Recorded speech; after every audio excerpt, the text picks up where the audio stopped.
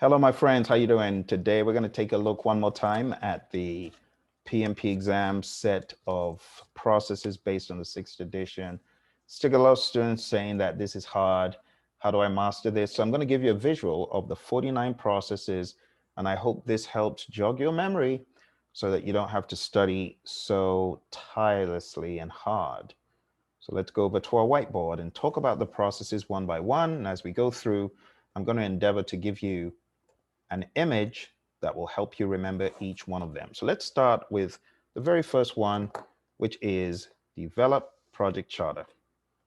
So develop project charter is one thing. It is authorization for that idea. Whatever you're thinking of, whatever you want to do, the develop project charter process authorizes it. And from this process of develop project charter, we get none else than the project charter. So you got to remember what your project charter is, what is in your project charter, and your project charter contains a number of things. It contains the why behind the project, what are the benefits, what are the success factors, what is the purpose, high-level requirements, and so much more. So you're going to get this thing called a project charter, okay? The project charter comes from the process that you see on the screen, develop project charter. Something else that we get out of the process, develop project charter, is none other than the assumption log. We get a log of assumptions, a log that contains constraints as well. The assumption log is the second output from develop project charter. And there you have it. To jog your memory, this imagery. Okay. Now, the project charter, of course, feeds the next process that happens in integration. And that process is known as develop project management plan. And develop project management plan gives you one output. It's very, very easy to remember. It is just simply called the project management plan. And the project management plan, you can think of it as a collection of several subsidiary plans and baselines. Your project management plan is, in my mind, lifeblood for the project because it goes to all 47 processes. Apart from these two first ones, your project management plan goes to every other process. So the next process here is direct and manage project work. And sometimes I'm going to abbreviate some of these processes just to jog your memory. So direct and manage project work gives you a very important output. It's known as deliverables. Deliverables refers to a product, a service, or a result that you derive from the project. Something else that's very important from direct and manage project work is work performance data. I'll give you another image to remember it. And your work performance data simply refers to your raw observations from the project. Raw observations that you make about the project work, they need to be further analyzed. And when they're further analyzed, this is done in the monitoring and controlling process group. Last but not least, we have something known as the issue log. It's a log of issues. What are issues? Items and topics of discussion or debate that needs to be spoken about, conversed about between stakeholders and team members and the project manager. Okay. So that's what we get out of direct and manage project work. But you got to remember this particular one, work performance data, it goes to all of those processes. And I'm going to give you a visual to remember this one. It goes to all monitoring and controlling processes. So I'm going to give you an image to remember all of these monitoring and controlling processes. outside of integration, that is. So all of this monitoring and controlling that takes place, it uses work performance data. So monitoring and controlling processes outside of integration. Now, someone says, why do I need to remember all this stuff? Well, it's going to help you on the exam because the exam still has questions that will test your knowledge of predictive project management. It's not going away. Waterfall isn't going away. It's still always going to be there in the background, and you just want to maximize your chances. So what happens here? After we get work performance data going in here, we're going to get an output. And guess what the output is? Work performance information. Work performance information is an output of all of these non-integration monitoring and controlling processes. Think about it like that. And you know all the processes I'm talking about here? I'm talking about validate scope, control schedule, control cost, control quality, control resources, monitor communications, monitor risks, control procurements, and monitor stakeholder engagement. 2, 4, 6, 8, 10 of them. They all give you work performance information. And guess where that work performance information goes? It goes to the process that comes next in integration. And that process is known as monitor and control project work.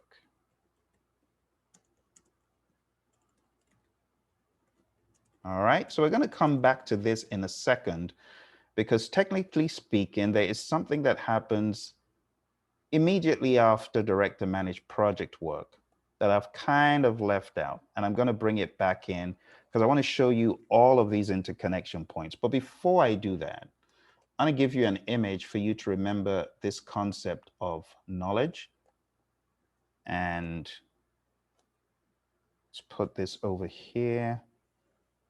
And I'm going to give you another image to remember this concept of monitor and control project work. So let's put this here.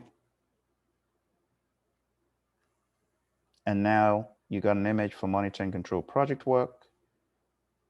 But we also need to talk about managed project knowledge. So I'm going to put managed project knowledge over here.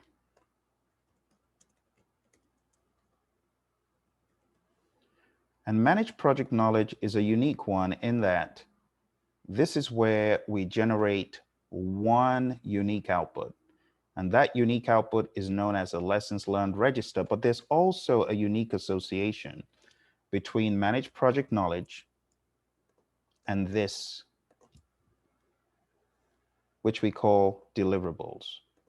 And that is, deliverables is an input to manage project knowledge. And what do you think we get out of this? Out of managed project knowledge, we get that output I just mentioned. Lessons learned register. So I'm going to put it over here.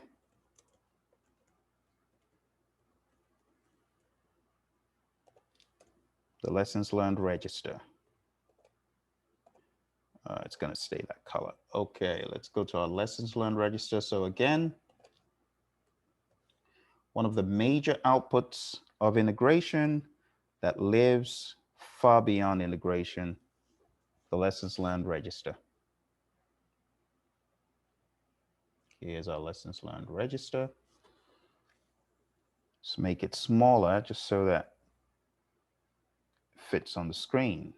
All right, so that's your lessons learned register, and it is extremely useful throughout the project. In fact, if you take a look in the PMBOK guide with me, you realize that the lessons learned register is used in subsequent processes. Why don't we do that really quick? Because this is a very succinct integration breakdown. Let's go to 4.5. I'm going to show you a few things here about this lessons learned register. So if you take a look at page 105 and you look at the inputs to monitor and control project work, what you're going to find is that the lessons learned register is listed as one of the sub inputs. So when you take a look at an image like this, you should have an idea of what is going to happen next. What is going to happen is our lessons learned register then becomes an input to this as well.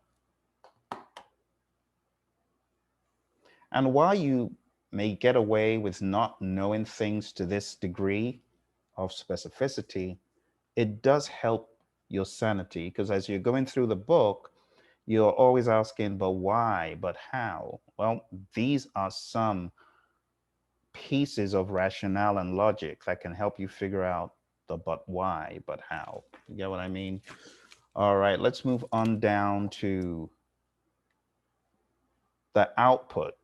So we get this output from monitor and control project work as well. And that output is known as a work performance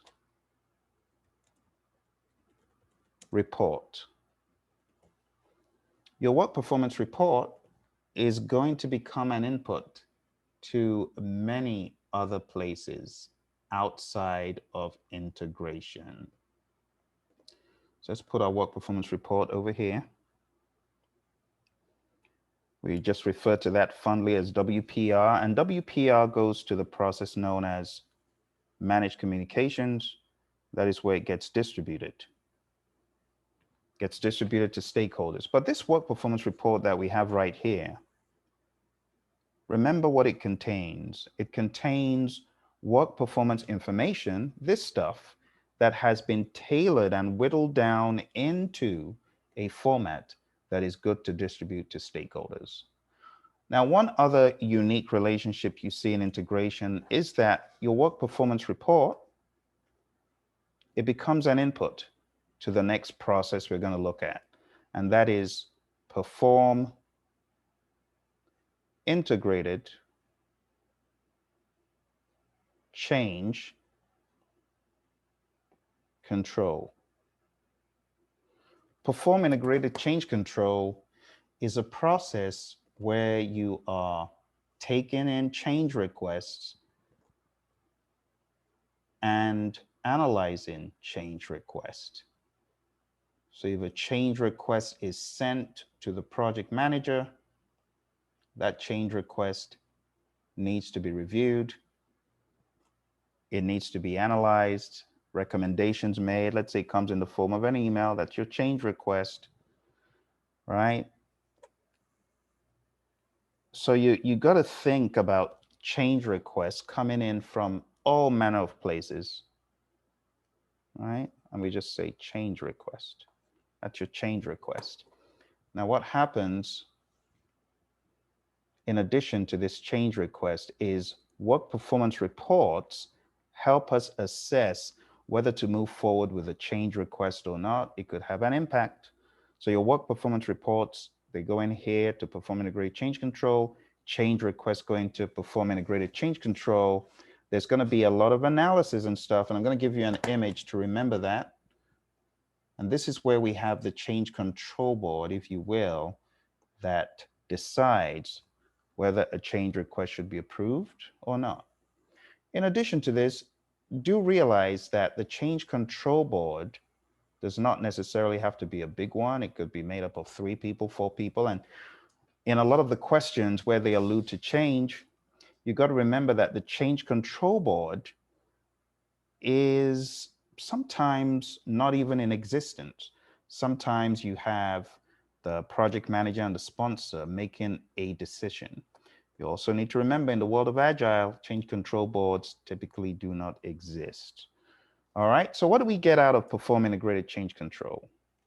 Out of perform integrated change control, we get 2 really important things. The first one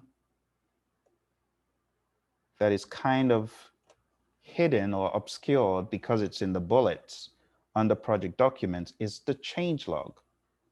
It's a log of the changes and their status. So the moment you get a change in the right way, change request, you want to log it in the change log. The other output that we get from here is something known as an approved change request. So here is your approved change request. See that? That's your approved change request.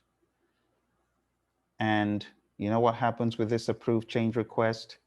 There is a feedback loop from this approved change request all the way back to direct and manage project work right over here. Why do we put it back in? Because this is where we execute stuff. All right. So we have our approved change request is a feedback loop. We have our change log. We log our changes, so on and so forth. All right. So far, we've talked about 6 of the processes of integration management. I hope you found value from that. We're going to take a look at our final one. And for that, we're going to go to page 121. And I want to call your attention to page 124. You go to page 124, you can see one of the sub-bullets leading into close project or phase is the change log. It says a change log contains the status of all change requests throughout the project or phase. So again, we can join the dots and see how something from a previous process becomes relevant to a future process. So this change log over here, it becomes an input to the process known as close, project, or phase. All right, and for close project or phase, this is where you begin, hopefully, to find some value and benefits. Maybe you close out a phase and you immediately begin to get value, benefits, you're happy, you're clapping. This is also where you need to think about value in tangible terms. So you get this deliverable or widget you can put into production. You're going to start reaping some value. So let's use those icons. One of the other things that goes into close project or phase that I want you to remember is none other than accepted deliverables. You got to remember that these accepted deliverables, they come from validate scope. However, they are very important inputs because without them, how can you close out your project? If you don't have an accepted deliverable, your project won't close. So we have accepted deliverables and we have a couple of very important outputs. And let's take a look at these outputs real quick. The first one is called final report. And here is the final report. The final report encapsulates the success or failure of the project, whatever happens, whatever the end result of the project is, your final report encapsulates that. So that's that. The other thing you get out of this is known as a final product, service, or result transition. It's a bit of a mouthful, but here it is. And these are your major outputs of close, project, or phase. All right, final report and final product, service, or result transition. Do that again. Final product, service, or result transition.